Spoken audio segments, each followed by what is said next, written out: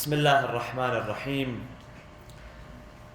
الحمد لله رب العالمين والصلاة والسلام على أشرف الأنبياء والمرسلين حبيب إله العالمين أبي القاسم المصطفى محمد وعلى آل بيته الطيبين الطاهرين المعصومين المنتجبين. أعوذ بالله من الشيطان الرجيم. بسم الله الرحمن الرحيم.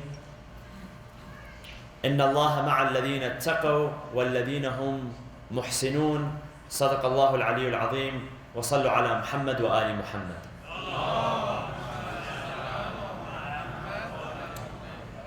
One of the last sermons that Imam Amir al-Mu'mineen alayhi salam delivered during his lifetime is found in Nahj al-Balagha, sermon number 180.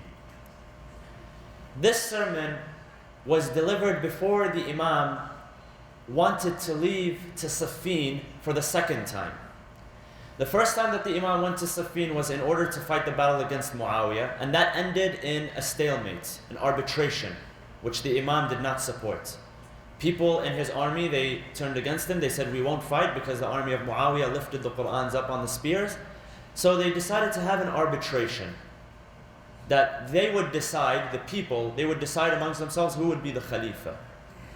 It won't be Amir al-Mu'mineen, it won't be Muawiyah, they'll decide amongst themselves. Now, a few loyal people, they stayed on the side of Amir al-Mu'mineen. Some of his own people turned against him, they were known as Khawarij. So the Imam, after all of this, after fighting the battle of Nahrawan, and wanting to go back to Siffin in order to end the arbitration, because it wasn't ending successfully, he stood up and he delivered this sermon.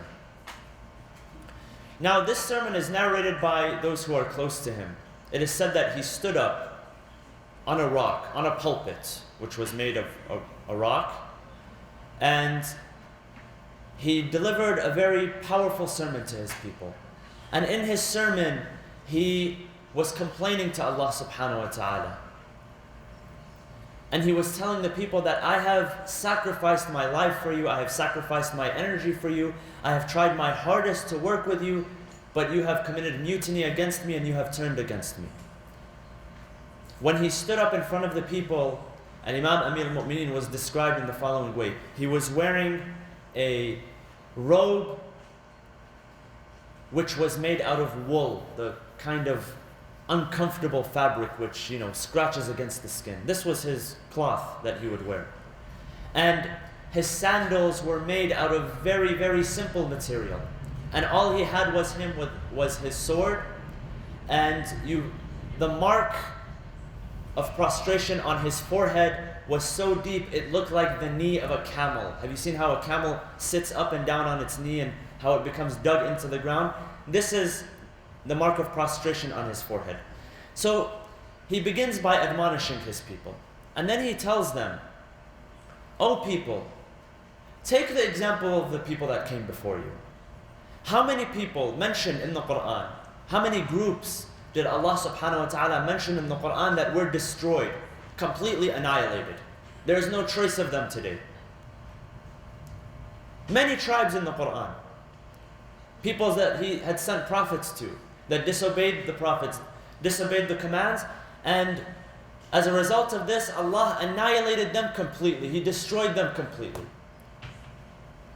As a result of their own sinning, as a result of their own disobedience. Allah subhanahu wa ta'ala tells us in the Qur'an that sometimes the torment, the torture, the punishments that we experience collectively is as a result of our collective disobedience to Allah. When a group of people get together and they decide, they unite in disobeying the commands of Allah, Allah will punish them collectively. And that's exactly what happened to Ad, Thamud, Qawm Lut, Ashab al-Aika, Ashab al-Ras. These people who are mentioned in the Qur'an, collectively they were punished. Sometimes a few of them were survived, such as in the story of the people of Lut. Lut himself and some of his family members, they were survived from the punishment. They were exempt. Nuh alayhi salam, his people were punished, but he was saved. So Others were completely annihilated. Imam Ali alayhi salam, he said, look, O people, you insist on your disobedience.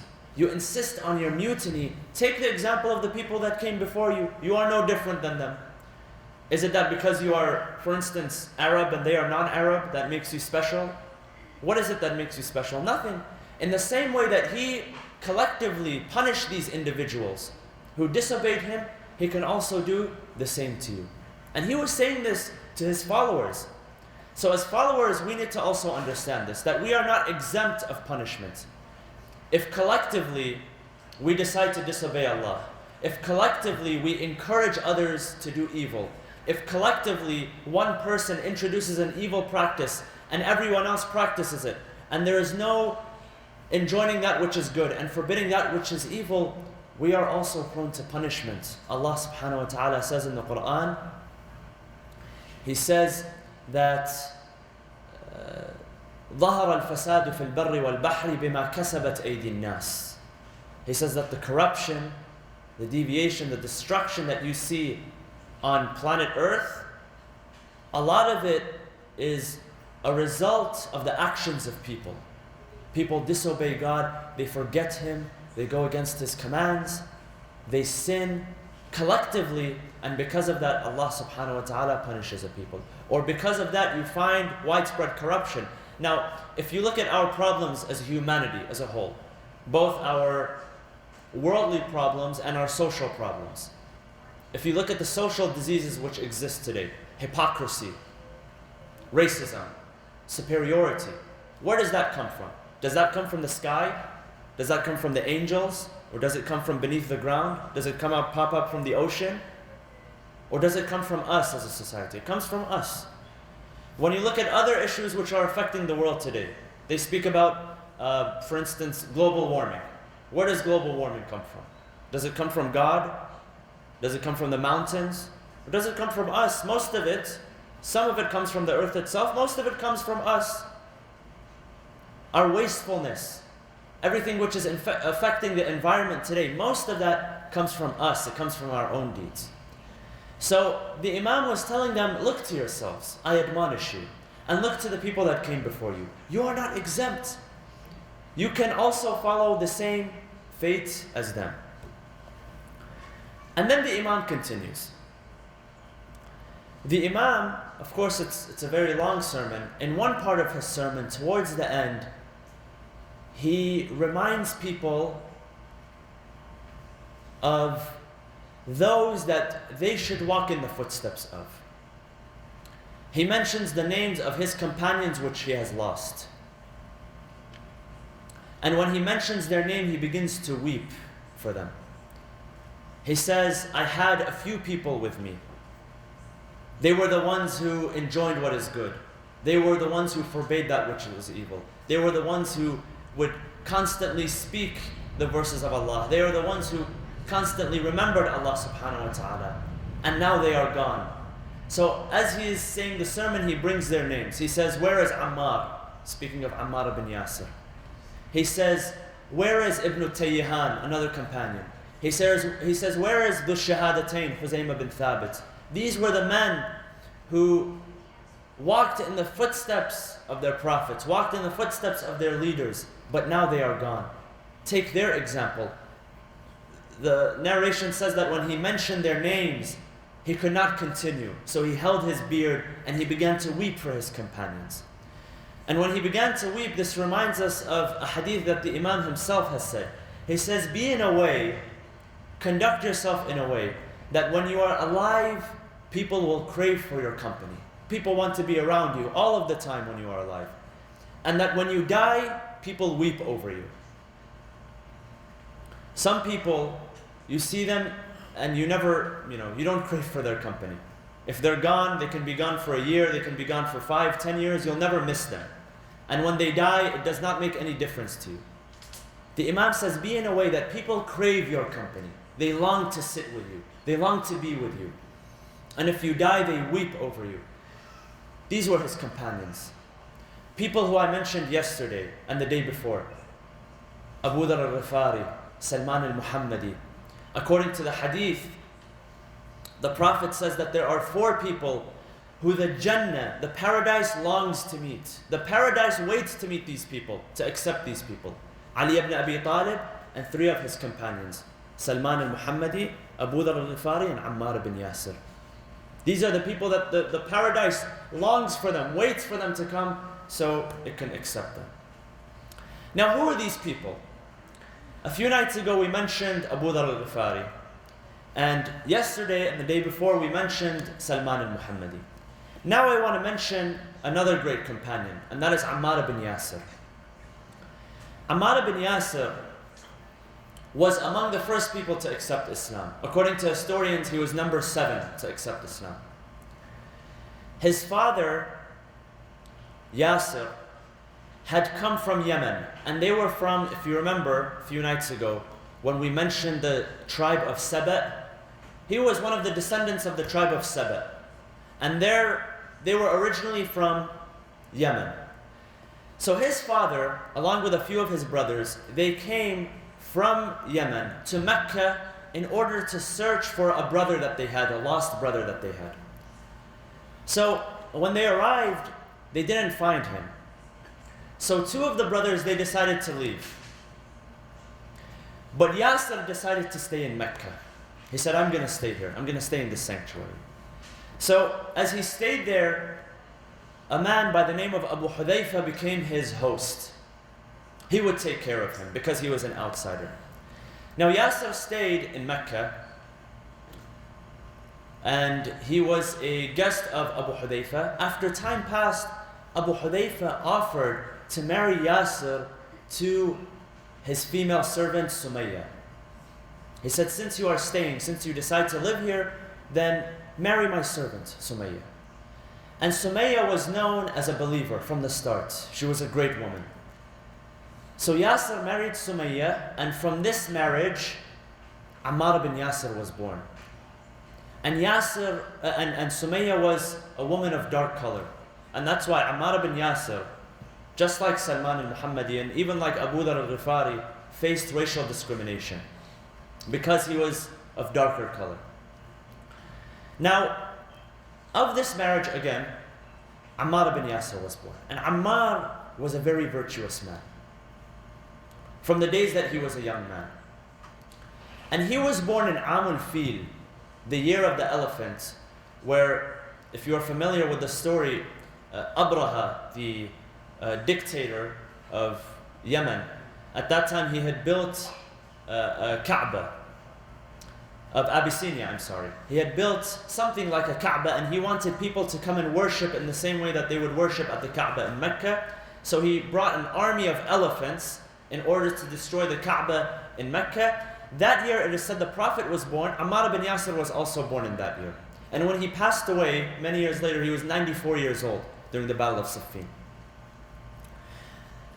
Okay, so when he was born and when he was raised in this environment, historians say that he didn't take the religion of polytheism. Not once did he worship an idol. And in fact, historians narrate conversations that he had with his father, where he would tell his father, my dear father, why is our tribe worshiping idols? What is so special about these idols? Can they give? Can they take? Can they protect themselves? So every time his father would speak to him, he would tell him, my dear son, where are you getting these questions from? Where are you getting these ideas from? Are you being divinely inspired, or is someone tossing you these questions?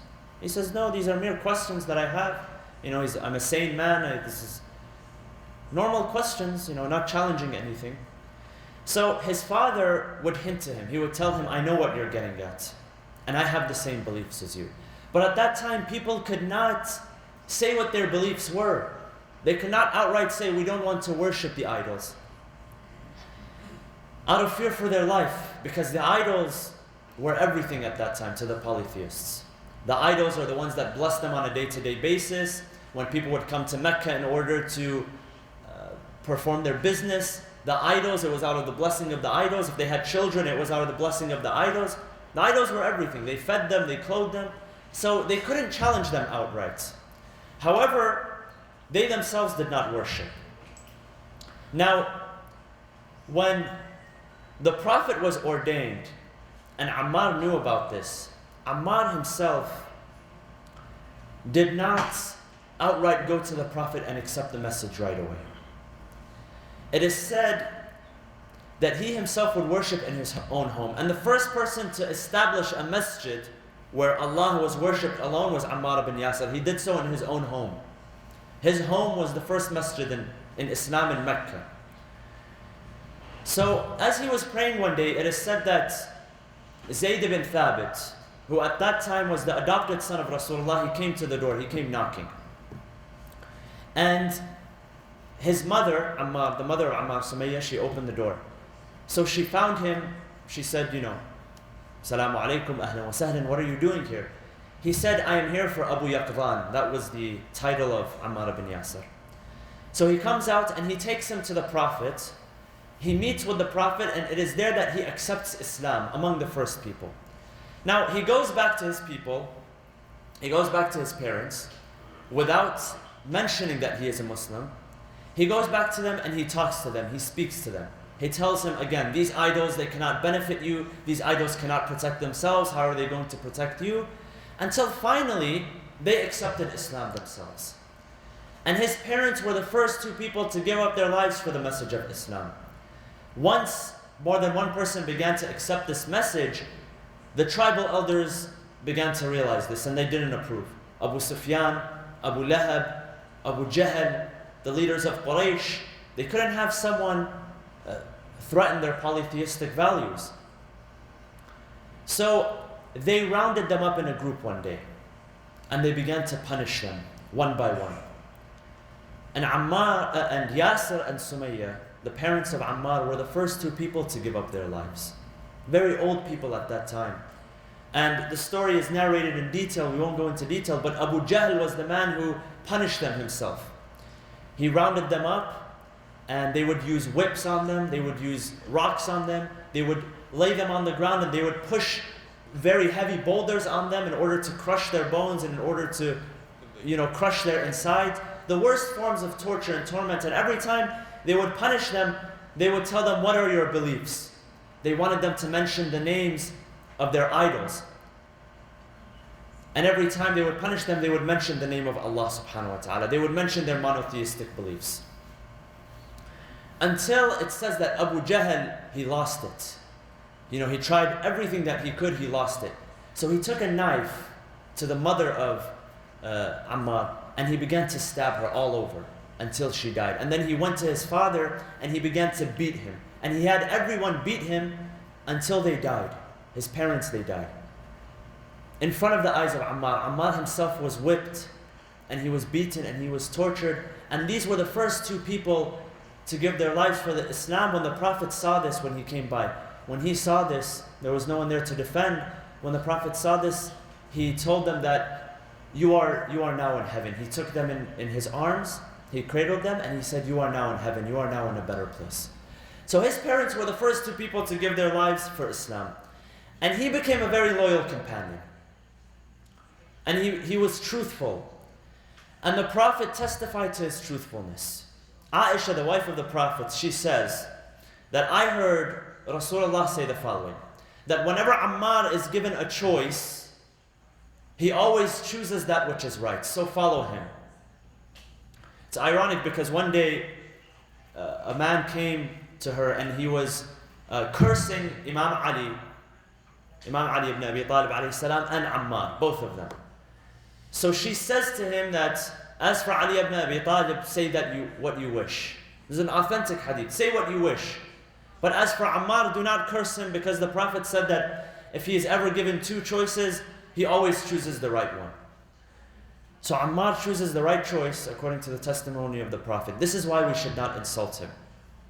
What about Ali ibn Abi Talib? Where were you from the hadith of the Prophet about Ali ibn Abi Talib, all his merits and all his virtues? So Ammar was a great person. Ammar was one of the closest people to the Prophet. And Ammar gave his life defending Rasulullah. He gave his life defending the Ahlul Bayt alayhim salam.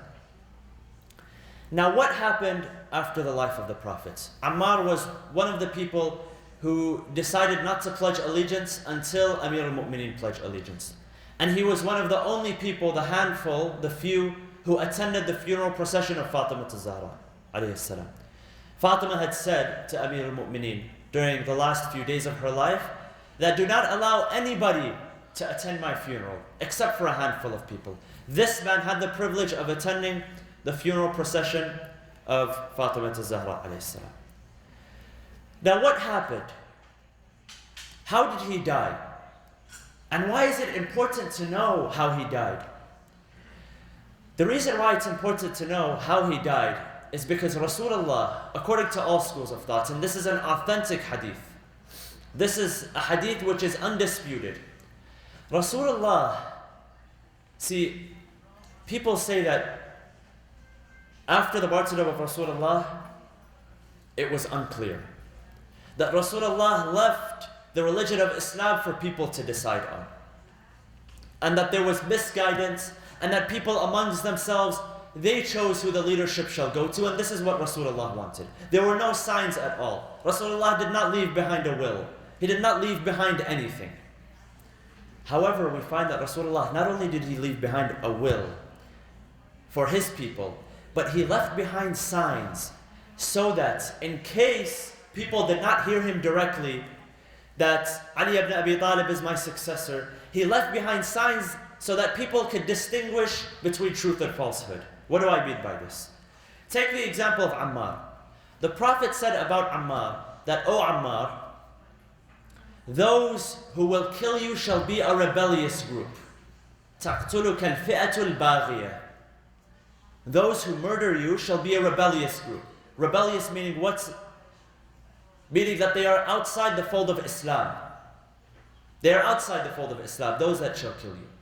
So this idea that Ammar ibn Yasir would be killed by a rebellious group became popular and common among the companions. Everybody knew this, and it was undisputed. Those who disputed the legitimacy of the Khilafah, and I'll mention some of the companions, during the Battle of Siffin, they did not participate until they saw Ammar ibn Yasir was killed. That's it. It was clear for them. They knew, according to the hadith of Rasulullah, that these people are rebellious because they killed Ammar ibn Yasir. So how was he killed? During the Battle of Siffin, as I mentioned. During the Battle of Siffin, which took place in an area known as Siffin, today it is in northern Syria, the area which is known as Al-Raqqa. Al-Raqqa, which is under the control of these very pleasant people today. That area is known as Siffin. And who was killed in Siffin? Many companions. Thousands of companions. From both sides. People on the other side thought that they were doing good by fighting against Ali ibn Abi Talib. Do you know why? Because Muawiyah was such an expert at convincing people that he was right and the Imam was wrong. He had brainwashed people. Brothers and sisters, what do we learn from Muawiyah and from Yazid and from their likes? Is that falsehood can be sugar-coated. It could be made to look like the truth. Falsehood is not always easy to recognize. So when you're faced with truth and falsehood, it's not always going to be easy. That's why the Imam alayhi salam during the Battle of Jamal, he says, "اعرف الحق تعرف أهله وأعرف الباطل تعرف أهله." He says, know what truth is and you will know who is good. And then know what falsehood is and you will know who is false, who is evil. But this truth and falsehood is not easy to recognize. It's very hard to recognize. Because falsehood could be sugar-coated to make it look like the truth, as was the case with Muawiyah and Imam Hassan and Yazid and Imam Hussein. And truth can be made to sound unpopular and unwanted, as was the case. Now what happened? Why was Siffin even fought? Muawiyah by that time had become the semi-autonomous ruler of Damascus. He had become Khalifa, governor during the time of Umar ibn Khattab, and it took him about 15-20 years to completely solidify and consolidate his rule. By the time it got to the end of Uthman, that's it. He was the semi-autonomous Khalifa. Now why did he want to fight against Amir al-Mu'mineen? The same reason why the people before him fought the Battle of Jamal. The blood of Uthman. The blood of Uthman was one of the most controversial topics at the time. Who was Uthman killed by? Today, if you ask people who killed Uthman, you will get a million different answers. This person says it was this person. That person says it was Fulan. No one wants to take responsibility. If you read history, it's clear who it was. If you read history, it is crystal clear who it was. However, nobody wants to take responsibility. When he died, everyone became self-righteous. I am the one to call for his blood. I am the one to avenge his blood. And thousands of people were raised, and thousands of people were killed for the blood of Uthman. Now Muawiyah wanted to fight for the blood of Uthman. We have to avenge the blood of Uthman. Do you know how Uthman died? His house was sieged. And why was his house sieged? Because of his own policies. Because he had changed the sunnah of the Prophet so much that people were fed up. They were sick. He had made all of his cousins who the Prophet had expelled from Mecca, he brought them all back and made each and every one of them a governor. Every time there was a conquest, he would give the spoils of war to his relatives. People were dying under his rule. And he didn't care. He didn't pay attention. It was all about him and his family. So the Muslims were fed up. They sieged him. For months, they were around his house. They wanted to go in and kill him. Amir al-Mu'mineen would send letters to him. He would advise him, change your ways, change your tactics. He was adamant about what he did. Until all of a sudden, one day they broke into his house and they killed him. And they injured his wife. They severed her finger. She tried to protect her husband. They struck the sword, it severed her finger, and they killed him. So what happened? al-Mu'mineen Aisha, she takes the bloody shirt of Uthman and she sends it straight to his cousin Muawiyah. Look at what happened. Look at what they did. And he takes this bloody shirt and he takes the severed finger and he puts it in the middle of the mosque in Damascus for weeks and for months, and every day he calls the blood of Uthman, the blood of Uthman, the blood of Uthman. And thousands of people, you know, when you see death in front of you, when you see the blood in front of you, emotionally you become moved. At the same time, not only did he show them the bloodstained shirt and the amputated finger, he would spread poison. He would say, you know this man who was responsible for the death? Guess what? He doesn't even pray. Imam Ali alayhi salam is born in the Kaaba and he dies in the mihrab, but he doesn't pray. This man does this man does. So he poisoned their minds. That's how he got thousands of people to rise against Imam Ali alayhi salam. Imam Ali told him, you're fighting me for the blood of Uthman? Don't fight me. I'm the Khalifa. People have pledged allegiance to me here in Medina. Don't fight against me. Let the dust settle and we'll seek the blood of Uthman. We'll see who is truly responsible. He said no. Now when Uthman was killed, where was Muawiyah? He was in his home in Damascus. He sent an army. History records this. He sent an army. He said, go to Medina, but do not enter Medina. Sit outside of Medina. Camp outside of Medina. And no matter what happens, do not go inside Medina. Even if you hear of the death of Uthman, do not go inside. And he says to his governor, or he says to his military commander, he says, don't use the excuse that you see what I do not see, that maybe you understand some circumstances which I can't understand, that you'll enter Medina without my consent. He tells him that from here, Damascus, I can see everything. And I can hear everything. Don't worry about me. So the army comes, they sit outside of Medina, Muawiyah is killed, and they go back. They haven't fought. All they have done, they kill Uthman. Uthman is killed, and the army goes back to Muawiyah.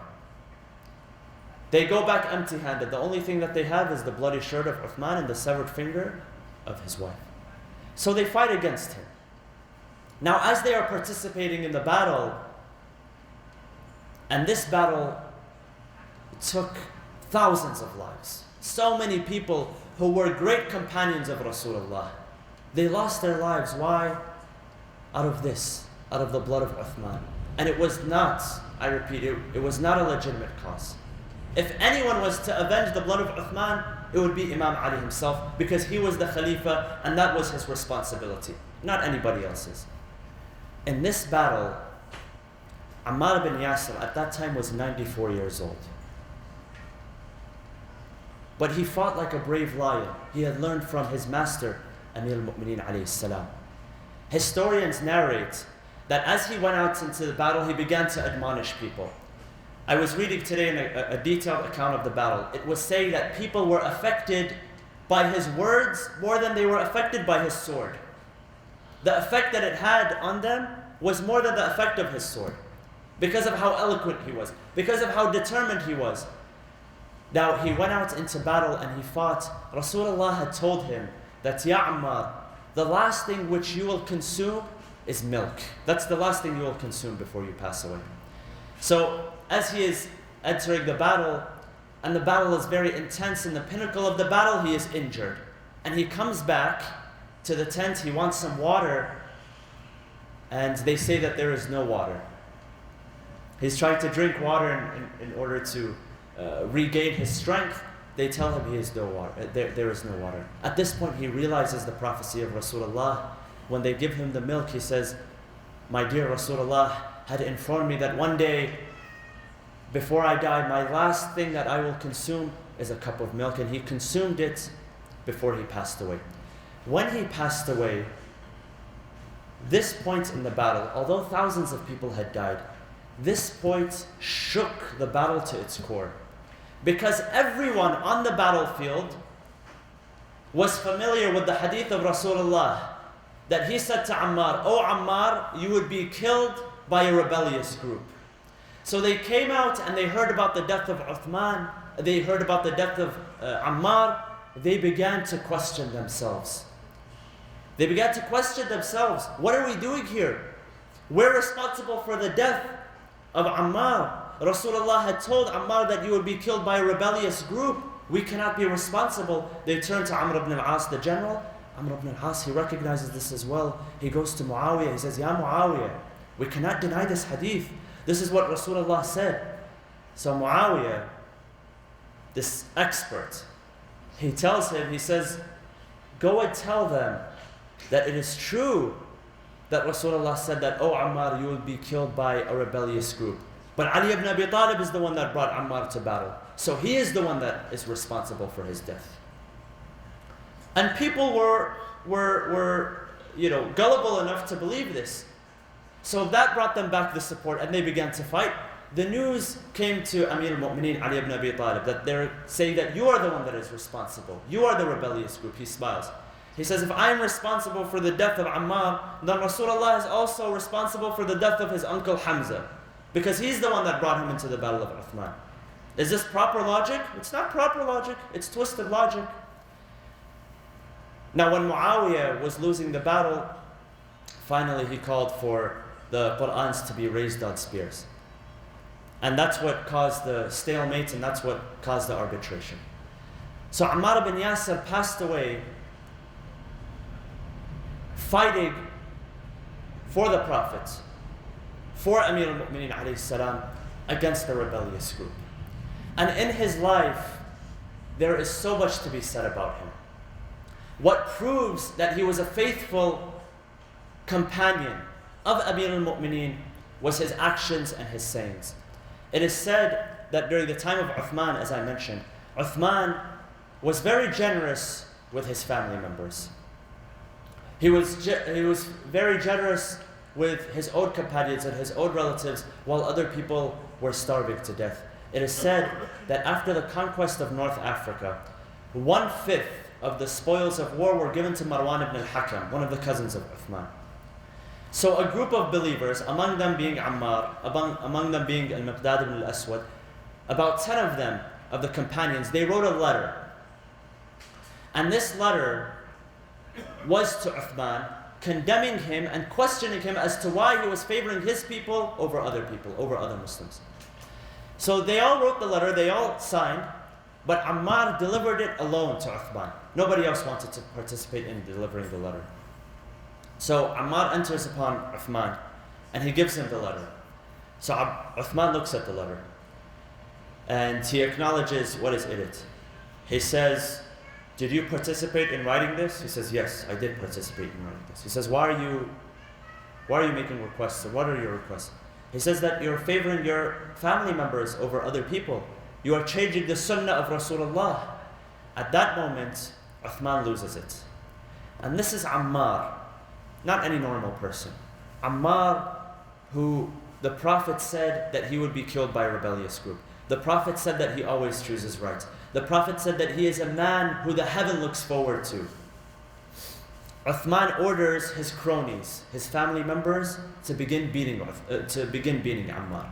And they fall upon him just for questioning why he was favoring his family members above other people. They began to beat him.